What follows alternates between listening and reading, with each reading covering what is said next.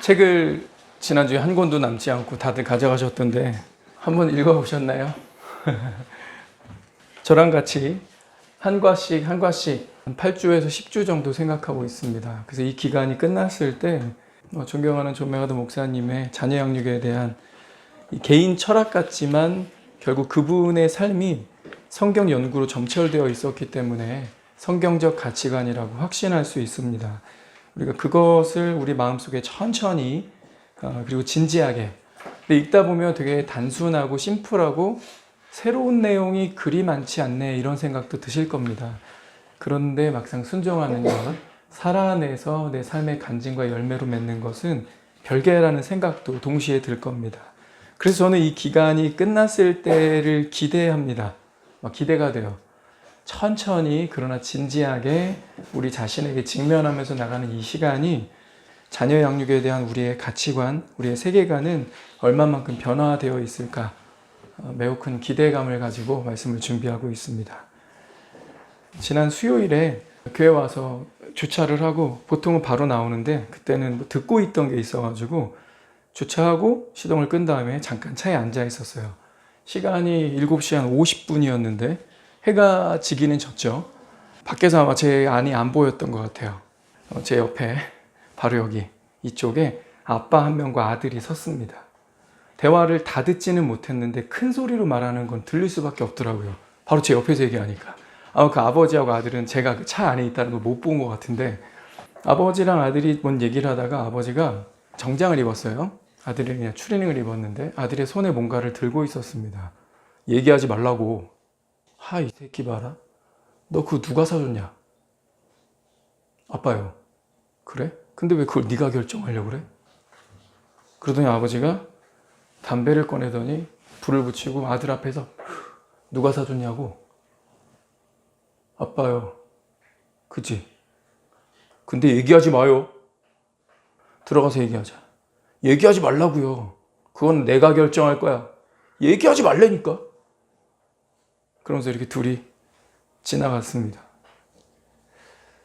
무슨 이유인지는 알 수 없지만 아버지가 일단 아들이 몸집이 더 컸어요. 아버지가 좀 마르셨던데 말의 권위가 서지 않는 건지 아니면 습관일지 모르지만 별로 적절하지 않은 태도. 애들이랑 얘기하다가 담배를 꺼내서 불 붙이고 아들 면전에 대고 누가 사줬냐 이렇게 말하는 그 태도와 방식. 그 다음에 사준 게 부모가 맞죠. 부모가 사준 게 맞지만 내가 사줬는데 내 맘대로 못하냐는 방식은 아이를 노엽게 할 수 있지 않을까요? 애들한테 무슨 얘기할 때마다 너 이거 누가 사줬어? 너 신발은? 바지는? 근데 이 자식이 항상 이 논리만 가지고 이야기한다면 자식은 그 논리를 감사함으로 당연한 원리로 받지는 않을 것 같아요. 우리의 경험과 우리 느낌도 그렇지 않나요? 너 오늘 밥 누가 차려줬어? 너 오늘 미용실 갔는데 돈 누가 대줬어? 너 학원비 누가 대? 무슨 얘기를 할 때마다 자녀에게 말하는 논리의 그 기반이 돈은 내가 댔어 이런 어떤 경제적인 이유를 대는 것이라면 자녀들은 더러워서 내가 빨리 돈 벌고 독립하고 만다. 내가 나중에 갚으면 되잖아요. 이런 억하심정, 분노의 감정을 자극하게 되고 부모님이 경제적으로 수고하시고 희생한 것이 분명히 있음에도 불구하고 자녀가 그걸 감사의 조건으로 받을 수 없도록 담화원의 표현을 빌리자면 어리석게 자녀를 훈계하고 있지 않은가 하는 좀 아쉬움이 들었습니다. 자녀를 키우면서 우리가 하는 방법론들이 틀린 경우들이 있어요. 어리석을 수 있습니다. 그것이 성경에서 지지해주지 않는 인본주의적인 방법들이 있을 수 있습니다. 혹은 그냥 자존심으로 찍어 누르려고 하거나 강압적인 방식일 수도 있어요. 근데 그렇게 했다가는 자녀들은 엇나가기 일쑤입니다. 오늘은 자녀의 가장 큰 필요라는 주제로 말씀을 나누도록 하겠습니다. 부모들이 자녀 양육을 더 복잡하고 더 피상적으로 만드는 경향이 있습니다. 세분화된 지시사항을 원하고 인생의 매 단계를 위한 자세한 실천 목록, 노하우 이런 걸 전수받고 싶어 합니다. 나는 이렇게 세 딸을 하버드에 보냈다. 책이 나왔어요. 여기저기서 초청을 받으셔가지고 유튜브에도 이 제목을 치면 그 사모님, 그 어머니가 나와서 노하우에 대한 이야기를 많이 하십니다. 서울대 한 명 보내도 가문의 영광인데 세계 제1의 하버드를 한 명도 아니라 딸 셋 있는데 셋 다 하버드를 보냈습니다. 어떻게 했을까? 어서 노하우. 그런 조언들이 나쁘다는 건 아닙니다. 어떤 것들은 도움이 될 수 있고요. 심지어 유익을 가져다 줍니다. 그러나 성경이 전하고 있는 자녀 양육의 원리들과 비교해 볼 때 어떤 조언들은 실제적으로 성경을 벗어난 내용도 있고요. 옳지 않은 잘못된 조언들도 있습니다. 우리의 관심은 이겁니다. 과연 성경이 전하는 자녀 양육의 우선순위는 무엇일까? 우선순위. 내가 세속적인데 마음이 더 기울어져 있어서 우선순위를 뒤바꾸고 있지는 않을까? 혹시 핵심을 놓치고 있지는 않은지 주의하며 배워야 합니다. 우리는 성경이 말하는 핵심을 제대로 파악하고 진지하게 믿으며 지속적으로 순종해 가야 합니다. 지난주 크리스천 부모의 성경적 자녀관에서 다룬 것처럼 자녀 양육은 기본적으로 부담이 아니라 즐거움이 되어야 합니다. 자녀 양육은 부모에게 주어진 최고의 특권입니다. 그런데 부모들이 종종 방심하여 간과하는 거대한 함정이 하나 있습니다. 그건 바로 악으로 기울어지는 아이들의 타고난 속성입니다. 악으로 기울어지는 아이들의 타고난 속성. 오늘 다루는 내용이 좀 어두운 느낌이 들 수 있어요. 그렇지만 이건 성경이 너무나 분명하게 가르치고 있기 때문에 부모로서 우리가 성경을 제대로 인식하고 있어야 합니다. 그래야 자녀들에게 가장 큰 필요가 무엇인지 바로 알고 양육할 수 있기 때문입니다. 성경이 말하는 바에 따르면 모든 아이는 악에 대해 지칠 줄 모르는 수용 능력을 가지고 태어납니다. 태어나기 전부터 인간의 마음은 이미 이기심을 향하고 있습니다. 다른 말로 모든 아기들은 괴물이 될 수 있는 잠재력을 가지고 있다는 거예요.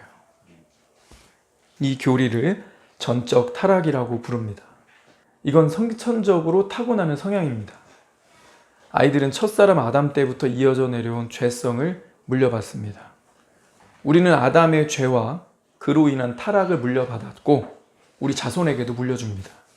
이것이 원죄의 교리죠. 오늘 본문 다시 한번 읽어봅시다.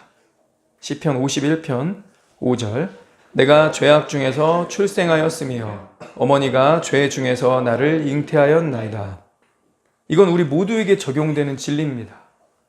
우리는 죄의 유혹에 사정없이 끌립니다. 악한 욕구를 지니고 있는 반면 하나님을 향한 갈증은 없어요.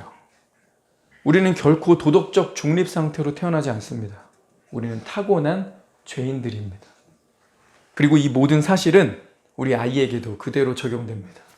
우리 아이들이 그냥 두면 그들은 죄의 길을 갈 겁니다. 그들은 무슨 죄든 저지를 수 있어요.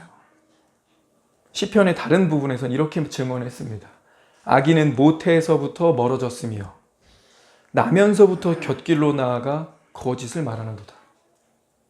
나면서부터 곁길로 간대요. 그리고 거짓말을 한대요. 우리는 이걸 경험하고 있죠. 부모로서 우리는 아이에게 거짓말을 가르치지 않습니다. 거짓을 훈련시키지도 않습니다. 그러나 어떤 이유에서건 아이의 입에서 거짓말이 튀어나옵니다. 왜 그러지? 로마서 3장 10절 기록한 바 의인은 없나니 하나도 없으며 선을 행하는 자는 없나니 하나도 없도다. 예레미야 17장 9절 만물보다 거짓되고 심히 부패한 것은 마음이라. 아이들이 사람이라면 그들 역시 이 말씀에서 제외되지 않습니다. 의인은 없나니 하나도 없으며 선을 행하는 자는 없나니 하나도 없도다. 만물보다 심히 부패한 이 마음을 가지고 있는 게 어른만이 아니라 아이도 그렇게 태어난다는 거죠. 아이들이 경험이 없고 순진하기는 하지만 무죄한 상태는 아니라는 거예요. 죄의 잠재력이 이미 그들 마음속에 씨의 형태로 들어가 있습니다.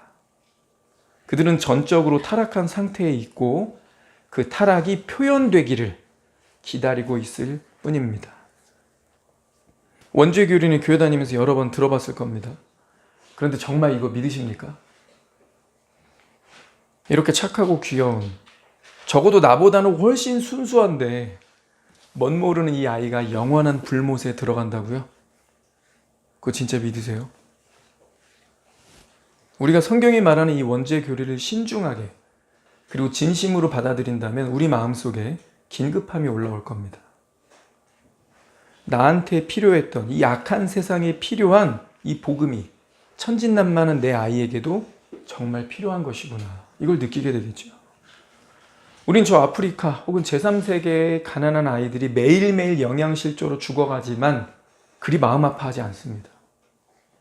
사실 관심도 별로 없을 수 있어요. 그러나 오늘 내 아기가 감기 걸리며 신경 쓰이고 마음이 아파요. 빨리 나았으면 좋겠습니다. 내 아이니까. 그런데 감기가 아니라 영원한 불못에 들어간다면 이 시급함, 이 중요한 진리 앞에 어떻게 부모가 가만히 있겠습니까? 감기만 걸려도 병원을 데려가는데. 에이, 설마 주님 내일 오시겠어. 아직 기회는 많은데. 애가 좀 더 크면 말이 더 잘 통하면 그때 복음 전해야지. 다 그렇게 생각해가지고 복음을 안 전하는 겁니다. 교회 부서에 맡기는 거예요. 교회만 잘 보내면 언젠가 복음 듣고 구원 받겠지? 어차피 구원은 내가 하는 게 아니라 하나님이 하시는 건데 뭐. 다 이렇게 생각하는 거 아닙니까? 이런 아니란 생각이 가정에서 시작되니까. 하나님은 부모를 자녀에게 있어 최고의 설교자로 세우셨는데 부모가 하지 않으니까 한국교회가 이렇게 된 거 아닐까요? 원죄의 교리는 성경이 말하는 진리입니다. 아이에게 시급하고 가장 중요한 문제입니다. 이걸 실제로는 믿지 않아서 복음을 뒤로 미루고 또 남에게 넘기는 무책임한 현실이 된 겁니다. 다시 묻겠습니다. 세상의 대세하고는 정반대인 이 원죄 교리를 진지하게 받아들이시겠습니까?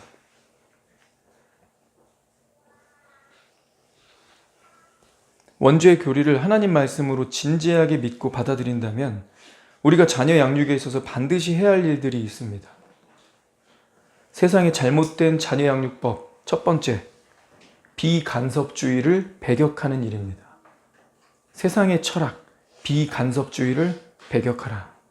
저자는 이 세대의 자녀 양육 경향을 분별하면서 그 뿌리가 잘못된 비간섭주의에 있다고 지적했습니다. 우리 사회는 아이들을 통제하고 그들의 잘못을 교정해주는 일이 아이들의 정신을 감금시키는 일이라고 말합니다. 부모들이 아이의 잘못된 행동 고쳐주는 걸 두려워합니다. 아이들이 자유롭게 사고하고 자기를 표현할 수 있게 해야 한다는 전문가의 조언을 받아들입니다. 아이들이 그저 자기 본성에 따라 모든 걸 행하도록 허락하자는 말이죠. 그러나 성경은 말합니다. 아이의 마음에는 미련한 것들이 얽혔으나 징계하는 채찍이 이를 멀리 쫓아내리라. 아이의 마음에는 미련한 것이 얽혔으나 징계하는 채찍이 이를 멀리 쫓아내리라. 작고 귀여운 아기는 이미 그 속에 악의 속성을 지니고 있습니다. 만일 부모에게 주님의 교양과 훈계로 아이를 키우겠다는 다짐이 없다면 그 아이는 결국 타락한 모습을 드러내게 될 겁니다. 원죄 교리를 믿는다면 비간섭주의를 거부하고 때로는 매를 들어서라도 부지런히 아이를 가르치고 교정해 주어야 합니다. 그럼 아이의 타락한 본성을 다루는 해결책으로 엄한 매, 엄격한 행동 규제는 어떨까요? 엄한 징계와 엄격한 행동 규제, 이 두 가지는 필요한 요소기는 합니다. 그러나 아이의 행동 방식을 가르치는 일로 인간 타락 문제를 해결할 수는 없습니다. 행동주의가 답이 아니라는 거죠. 아이의 드러나는 행동을 고쳐주고 말을 안 들으면 벌을 주는데 총력을 기울이게 되면 자칫 위선자로 자랄 수 있습니다. 예를 들면 부모의 지시에 따라 예의 바르게 행동하고 어른 앞에서는 공손하게 행하는데 그 집 아이들이 부모가 없는 자리에서는 또래 아이들 사이에서 굉장히 불량했습니다. 학생부에서는 교회를 와도 예배 때 다리를 꼬고 맨 뒤쪽에 앉아서 찬양을 안 부릅니다. 설교 때는 머리를 쳐박고 스마트폰을 만지작거리고 있어요. 부모는 모르는 것 같아요. 아니면 내 앞에선 적어도 안 그러니까 자녀의 상태를 진지하게 받아들이고 싶지 않는 것 같습니다. 그런 부모는 교사들이 자기 자녀들의 문제를 제기하면 믿지 않으려 합니다. 자기 아이가 그럴 리가 없다는 거죠. 벌을 협박으로 사용하면서 외적인 행동만 규제하는 것은 단순한 행동주의에 불과합니다. 부모 앞에서는 효력 있는 것처럼 보이지만 근본적인 마음의 문제를 다루지 못하는 거죠. 행동을 규제하게 되면요, 우리 아이들은 눈치를 보겠죠. 아직 자기가 부모보다 몸집이 크지 않잖아요. 그리고 자기가 몸집이 더 커도 돈줄은 부모에게 있잖아요. 아이들은 그래서 자기가 이 넘사벽의 선을 눈치를 보면서 느껴가요. 아, 이거 선이다. 요모가 넘어가면 나한테 안 좋다. 부모가 행동주의로서 드러나는 행동들에 대해서 이거 안 돼. 하지 마. 이거 돼. 이것만 해. 이렇게 해. 이렇게 왓만 자꾸 이야기를 하는 거예요. 왓. 근데 성경이 우리에게 부지런히 가르치라. 들어가도 나가도 앉아있든 일어날 때든 밖에 있든 안에 있든 부지런히 이 말씀을 강론하고 가르치라고 했을 때는요, 그 내용에 왓만 있는 게 아니에요. Y가 들어가야 돼요. 왜 그래야 하냐면 진지하게 그 아이가 그걸 교정할 때까지, 그리고 그 아이의 마음속에 근본적으로 뭐 해야 돼요? 엄마가 이거 싫어해. 안 된다고 했어. 이 수준은요, 그 사람 눈만 피하면 끝납니다. 그래서 우리는 우리 아이들에게 믿음과 하나님의 존재를 가르쳐야 되는 거예요. 하나님이 기뻐하실까? 이제 너네가 아빠 엄마 없을 때 그때 하나님 그때도 거기 안 계실까? 하나님의 편재하심이 필요해요. 잘 생각해. 아빠 엄마를 지으신 분이야.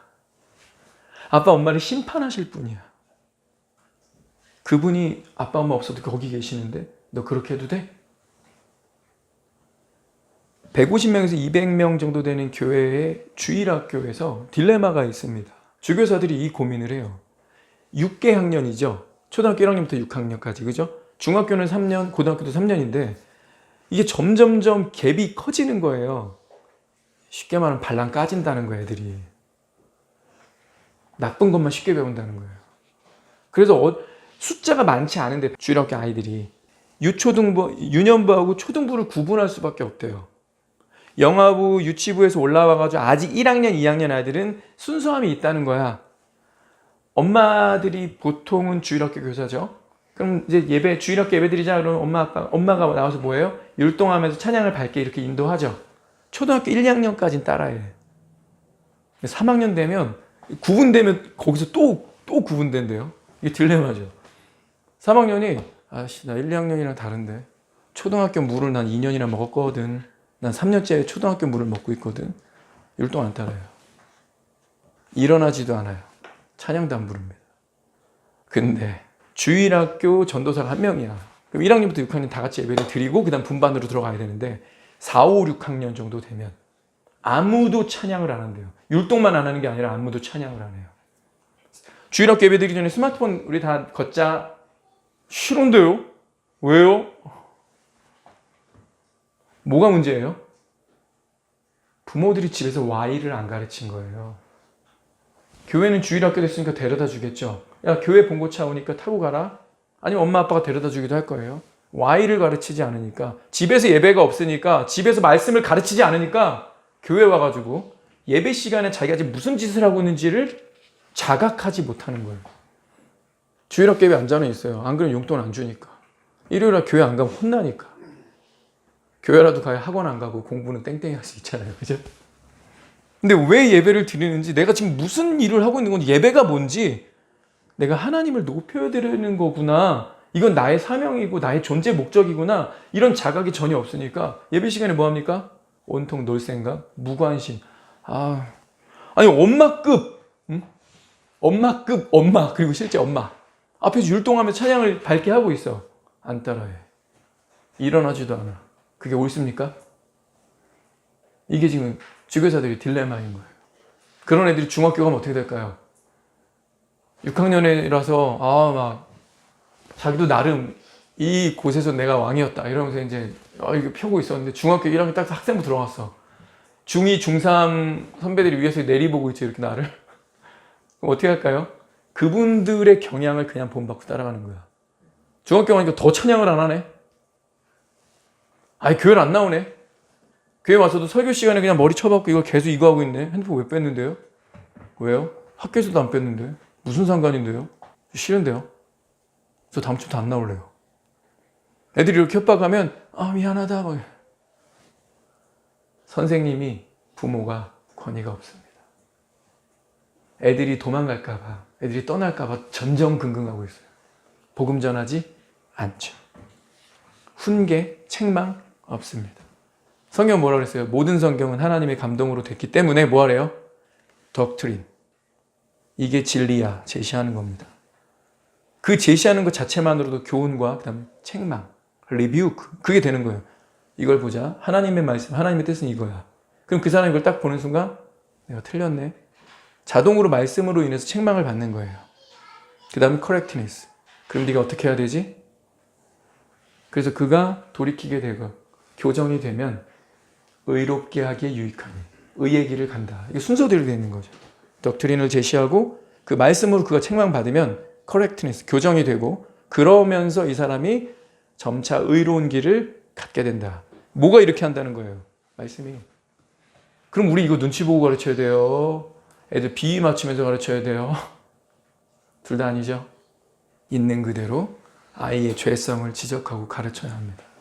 근데 부모가 집에서 안 하니까 정말 일요일에 한 번 와가지고 주교사들이, 교회 일꾼들이 아이를 교정하려고 하면 그게 안 먹히죠.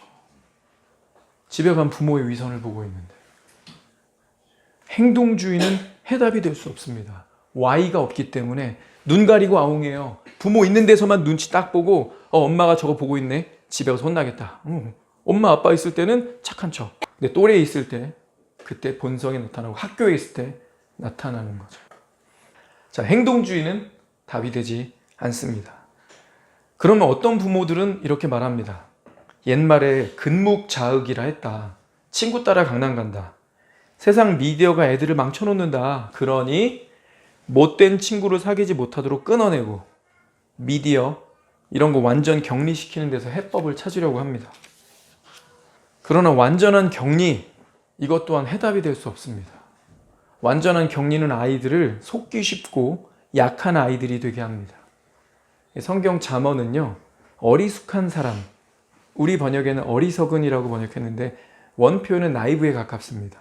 어리숙한 사람, 이 어리숙한 사람을 부정적인 본보기로 제시합니다. 성경은요, 악의 존재를 무시하거나 눈 감아버리라고 피하라고 말하지 않습니다. 크리스천이 세상 물정 모르는 어리숙한 사람들이 되는 게 아니라요, 신중하고 조심성 있게 행동하는 사람이 되라고 가르칩니다. 자녀를 죄와 유혹에 쉽게 다치는 어리석은 사람으로 양육해서는 안 됩니다. 우리는 아이들이 어리숙한 사람이 되지 않도록 분별력을 길러줘야 합니다. 예를 들어서 성경은 남녀의 성, 이것을 악하다고 하지 않습니다. 금기시하지도 않습니다. 혼외 정사는 분명 죄지만 결혼 안에서 이루어지는 부부의 연합은 거룩하고 귀하게 여기라고 가르칩니다. 성경 어느 곳에서도요, 부모들이 성에 대한 주제를 자녀에게 가르치면 안 된다고 말하지 않습니다. 오히려 경건한 부모들이 이 주제를 아이에게 안 가르치니까 미디어나 또래 친구들을 통해서 잘못 배우는 거죠. 성을 더럽게, 은밀하게, 퇴폐적인 것으로 배우는 겁니다.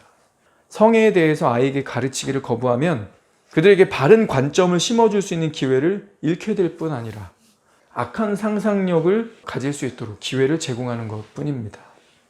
지나친 격리는 자녀에게 분별력을 가르칠 수 있는 소중한 기회를 앗아갑니다. 세상의 유혹과 사탄의 계략을 인식하고 저항할 수 있도록 지혜와 분별력을 가지게끔 우리는 아이들을 준비시켜야 합니다. 자, 그러면 비간섭주의도 아니다. 행동주의도 아니다. 그렇다고 격리시키는 고립주의도 아니다. 마지막으로 한 가지 더 생각할 것은 요즘 아주 핫한 인기 있는 자녀 양육 철학, 자존감입니다. 이건 자녀들의 자존감을 높여주기 위해 무엇이든 하라는 주장입니다. 이걸 주장하는 사람들은요, 아이나 어른 할 거 없이 자기 자신에 대해 좋게 생각하게 되면 대부분 정신적, 감정적 문제들이 해결된다고 말합니다. 그래서 자기를 좀 더 선하고 고상하고 멋진 사람이라고 보도록 자존감을 고양시켜주면 아이들이 바르게 성장할 거라는 겁니다. 이 말이죠. 아이들이 자기 모습을 있는 그대로 받아들이고 자기 자신을 사랑할 수 있도록 가르치라. 이 철학이 낳은 열매는 이렇습니다. 성적, 등급 이런 게 아이들의 자존감을 해치니까 아무도 낙제하지 않는 채점 제도를 도입해서 실제로는 아이들이 노력하려는, 공부하려는 동기를 빼앗아가고 있습니다. 비교당하면 안 되니까 성적 몇 점이라는 거, 쟤가 나보다 잘하네, 자존감 해쳐, 이런다는 거예요. 아이들이 글을 쓰다가 철자를 틀려도요, 아이들의 표현 능력을 억제할지도 모른다. 그러니 틀린 철자법을 교정해주면 안 된다. 자유롭게 표현할 수 있게 해주려는 거예요. 자유라는 이름을 가져왔지만 방종이죠. 그냥 내버려 두는 거죠. 네 하고 싶은 대로 해라. 아이가 문제가 있어도요, 아이에게 너 변화돼야 돼, 달라져야 돼 라는 말을 하면 안 된대요. 자존감이 상처 있는데. 그렇지 않습니다. 하나님이 기뻐하시는 성실함, 탁월함, 선행, 자기절제 이런 것들은요, 결코 노력 없이 저절로 되지 않습니다. 자존감을 높여주라.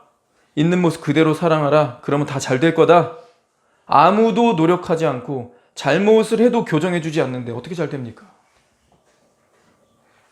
아이가 제멋대로 해도 괜찮아. 그게 진정한 너야. 너 자신을 사랑해야 해. 라고 말하는 부모 밑에서 어떻게 하나님의 기쁨이 되는 아이가 나오겠습니까? 원죄교리를 믿지 않기 때문이에요. 그러니 자존감을 높여주면 악한 친구들, 악한 미디어로부터 격리시키면 이 아이는 선하고 바르게 성장할 거라는 착각인 거죠. 이 모든 게 다 원죄교리를 받지 않아서예요. 자존감을 높여야 하니까 뭘 해도 지적하지 말자. 있는 그대로 받아들이고 사랑하자. 이 언뜻 듣기에는 굉장히 관용적이고 바람직한 방법 같죠. 그런데 잘못해도 책망하지 않고 오류를 범해도 교정해주지 않고 노력하도록 가르치지 않는 것은 하나님의 뜻이 아닙니다. 자존감을 높이라는 것은 성경에 위배되는 관점을 기초로 하고 있습니다. 인간 타락이라는 진리와 정반대되는 거죠. 성경은 아이에게 절제와 노력과 교정을 하도록 가르치고 있습니다. 우리 자녀에게 필요한 것은 자존감 고양이 아니에요. 그렇다고 잘하는데 칭찬도 하지 마라. 칭찬에 인색하고 자꾸 이렇게 긴장하면서 엇나가지 않을까, 이것만 보라, 노심초사, 이거는 아니에요. 우리 아이에겐 격려가 필요하죠. 우리 어른들 가운데서도 사랑과 선행을 격려하라 그러잖아요. 그죠? 조금만 이렇게 해도 잘했어, 대단한데, 격려가 필요하죠. 근데 여기서 말하는 것은요, 죄를 지어도 엇나가도 잔가지 치려고 하지 마라 이거예요. 그게 창의적일 수 있다. 틀렸어도, 성적이 좀 떨어져도 공부를 안 해서 떨어진 건데, 공부를 안 하고 노력을 안 하고 맨날 가만 내비도 애들 놀 생각만 하지 누가 책 읽으려고 그래요? 누가 문제를 풀려고 그래요? 누가 책상에 앉아 있으려고 합니까? 누가 반복을 합니까? 어른도 반복하는 거 싫어하는데. 늘 새로운 거, 자극적인 거 찾을 거 아니에요. 근데 그 아이 그냥 두라는 거예요. 자연 상태로 그냥 두라. 그리고 계속 격려만 해주래요. 그럼 언젠가 이 아이가 돌아선다? 그건 성경적일 수가 없죠. 막무가내식 자존감 고양은 성경적이지 않다는 겁니다. 부모인 우리가 아이의 전적 타락, 원죄의 교리를 믿는다면 자녀에게 가장 큰 필요는 중생입니다. 아이의 타고난 타락의 유일한 해결책이 있는데 바로 거듭남이라는 거죠. 로마서 8장 7, 8절. 육신의 생각은 하나님과 원수가 되나니 이는 하나님의 법에 굴복하지 아니할 뿐 아니라 할 수도 없음이라. 육신에 있는 자들은 하나님을 기쁘시게 할 수 없느니라. 우리 아이들 태어나면 어느 쪽에 있는 거예요? 우리 아이들 육신에 있는 자들이에요? 아니에요? 육신에 있는 자들이에요. 그대로 두면 어떻게 된대요? 하나님을 기쁘시게 할 수 없느니라. 아이가 전적 타락한 것이 맞고 성경이 증언하듯 원죄의 교리를 우리가 진심으로 믿는다면 이 말씀 받아야 돼요. 육신에 있는 자들은 이걸 바꿔야 돼요. 내 아들은, 내 딸은 하나님을 본성적으로 기쁘시게 할 수 없느니라. 그래서 그 아이에게 필요한 건 복음입니다. 하나님의 말씀, 그것을 통한 거듭남이라는 거죠. 성령으로 거듭나지 않은 사람은 아이 포함 누구나 하나님을 기쁘시게 하거나 마음으로 하나님께 순종할 수 있는 능력이 없습니다. 거듭나지 않은 사람은 육체의 욕심을 따라 지내며 육체와 타락한 마음에 원하는 것을 행합니다. 이게 우리 자녀들이 거듭나기 전까지의 모습이에요. 따라서 부모로서 우리가 해야 할 가장 중요한 일은 아이에게 복음을 전하는 일입니다. 하나님의 은혜의 복음을 가르치고 유일하게 구원하실 수 있는 예수 그리스도를 볼 수 있게 해야 합니다. 물론 중생은 부모가 해줄 수 있는 일은 아닙니다. 그건 오직 성령께서 하시는 일입니다. 하지만 부모된 우리가 가정에서 예수님을 가르치고 보여주어야 할 책임과 사명이 있습니다. 로마서 10장 14절 그런즉 믿지 아니하는 이들을 어찌 부르리요 듣지도 못한 이를 어찌 믿으리요 전파하는 자가 없이 어찌 들으리요. 역순으로 가면 이렇죠. 전파해야 듣고 들어야 믿든지 말든지 한다. 그죠? 가정에서 복음을 전하고 복음을 가르치는 자 누구여야 합니까? 하나님은 부모에게 그 책임을 주셨습니다. 부모는 자녀에게 있어서 가장 중요한 설교자입니다. 자녀들은 부모의 삶을 관찰하면서 우리가 그들에게 가르치는 내용을 정말로 믿고 있는지 살펴보고 있습니다. 아이들의 이해력이 성장하면서 아이들은 우리가 가르치는 내용을 비교하면서 우리를 평가할 겁니다. 지금 여기 계신 성장한 어른분들, 딴 데 가서 부모님 흉본 적 있어요? 없어요? 부모님 얘기한 적 있어요? 없어요? 우리 아이들도 그럴 거예요. 우리 부모님이 교회는 다니는데 이렇다. 우리 삶을 관찰하고 있고 우리 앞에서는 말 못할 수도 있지만 우리를 비교하고 평가할 거란 얘기죠. 정리해보면요. 많은 부모들이 자녀 양육을 복잡하게 생각하는 이유는 이렇습니다. 자녀들에게 가장 필요가 무엇인지에 관심이 없고 아이들의 자아상을 높여주는 데 온 힘을 쏟고 있어요. 분별력을 길러줘야 되는데 격리시키는 걸로 안심시키려고 합니다. 원인보다는 드러난 증상을 다루는 행동주의 교육 방식을 따르고 있기 때문입니다. 잘 생각해 봅시다. 내가 주님을 뵙는 경우는 딱 두 가지입니다. 죽어서 주님 곁으로 가든지 휴거돼서 주님 곁으로 가든지. 그죠? 자, 앞에 거부터 볼까요? 죽어서 주님 곁으로 갔는데 정말 다행히 내 믿음이 진짜였어. 할렐루야. 주께서 하늘나라로 나를 맞아주셨어요. 주님 나라에 들어가서 주님 품에 안겼습니다. 이제 영생을 누리게 될 거예요. 그러면 내가 가장 바라는 한 가지는 무엇이어야 합니까? 내 자식이 이 땅에서 잘 되는 겁니까? 내 뒤를 따라오는 겁니까? 이 생각을 너무 안 하고 살아요, 부모들이. 자식이 내가 상속한 재산, 재테크 잘해가지고 잘 먹고 잘 살다가 손주에게까지 넘기는 겁니까? 내 자녀가 사고 없이 큰 질병 없이 누리면서 잘 사는 거, 그게 바람입니까? 아니에요. 내 뒤를 따라오느냐 마느냐. 신명기에는 이런 식으로 표현되어 있어요. 생명과 사망, 복과 저주를 네 앞에 두었노니 너와 네 자손이 살기 위하여 생명을 택하라. 생명을 택하라. 내가 자녀에게 바라야 할 단 한 가지 고르라면 그건 영생입니다. 교회 다니면서 말은 다 그렇게 하지만 말씀이 제일 중요하다. 복음이 제일이다. 근데 실제로는 자식이 대학 잘 가는 거,